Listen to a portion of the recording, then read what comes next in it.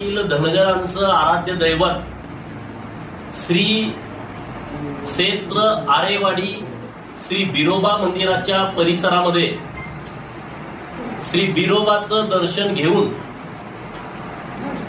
बिरोबा देवस्थान कमिटीचे अध्यक्ष, उपाध्यक्ष, सचिव, सर्व सदस्य, श्री बिरोबा देवस्थानचे सर्व पुजारी, आरेवाडी गावचे सर्व गावकरी या सर्वांच्या वतीनं दरवर्षीप्रमाणे महाराष्ट्रातील धनगर आणि बहुजनांचा दसरा मेळावा याही वर्षी आयोजित केलेला आहे। गुरुवार दिनांक 10 ऑक्टोबरला दुपारी 4 वाजता या दसरा मेळाव्याचं आयोजन केलेलं आहे।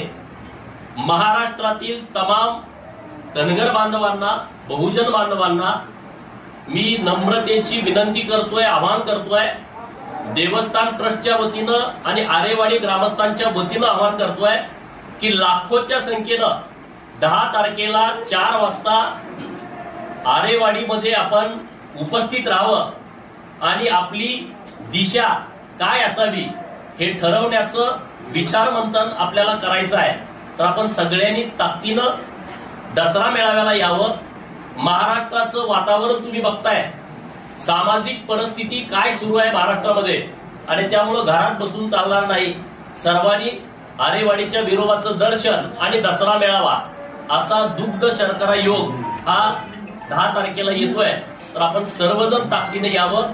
आज खूप चांगली बैठक आरेवाडी देवस्थान कमिटीचं जे कार्यालय आहे या कार्यालयामध्ये पार पडली आहे। या बैठकीसाठी उपस्थित माननीय वसंतराव कोळेकर गुरुजी, माननीय जगन्नाथ कोळेकर माजी उपसभापती, माननीय रामचंद्र कोळेकर पाटील माजी पोलीस पाटील, या देवस्थान कमिटीचे माजी अध्यक्ष माननीय रावसाहेब कोळेकर, विद्यमान उपाध्यक्ष माननीय समाधान कोळेकर, माननीय एनटी गुरुजी, माननीय डीएन गुरुजी, माननीय भट्टू मास्तर, माननीय कोंडिबा कोळेकर, माननीय कासिलिंग कोळेकर, पैलवान रमेश कोळेकर, अश्विनीताई कोळेकर, या गावच्या कन्या आणि जतच्या रहिवासी तेजस्विनी भरमाने आणि अन्य पुजारी मंडळी इथं सगळे उपस्थित आहेत। सुभाष खांडेकर आहेत, बाकी सगळी टीम आहे।